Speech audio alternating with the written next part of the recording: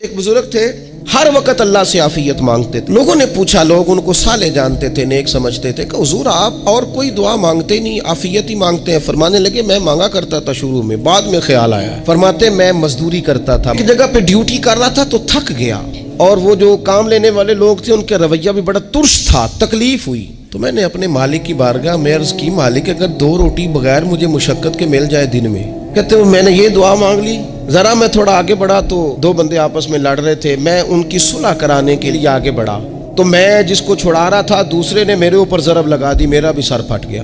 تھوڑی دیر کے بعد وہاں پولیس آ گئی، وہ تینوں کو لڑنے والا سمجھ کے اٹھا کے لے گئے، مجھے جیل ہو گئی۔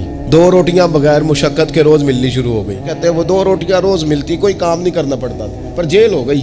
پھر کچھ عرصے کے بعد میں نے سوچا کہ یار یہ دعا تو قبول ہو گئی نا تیری، اب تو اگر اس پر کوئی الگ بات کرے گا تو وہ تو غلط کرے گا۔ کہتے پھر خود ہی میرے دل میں اللہ نے بات ڈالی اور میں نے عرض کی، مالک 2 روٹیاں نہیں، مجھے تو عافیت چاہیے۔ فرماتے پھر خدا نے کرم کیا، کہاں سے اسباب بنے میرے جیل سے چھوٹنے کے، کون کون میرے ضمانتی بنے اللہ ہی جانتا ہے۔ فرماتے ہیں دروازے بھی کھل گئے، رزق بھی ملتا ہے، صحت بھی میسر ہے، سجدہ بھی کر لیتا ہوں۔ اب سمجھ آئی ہے رب سے جب بھی مانگنا ہے عافیت ہی مانگنی۔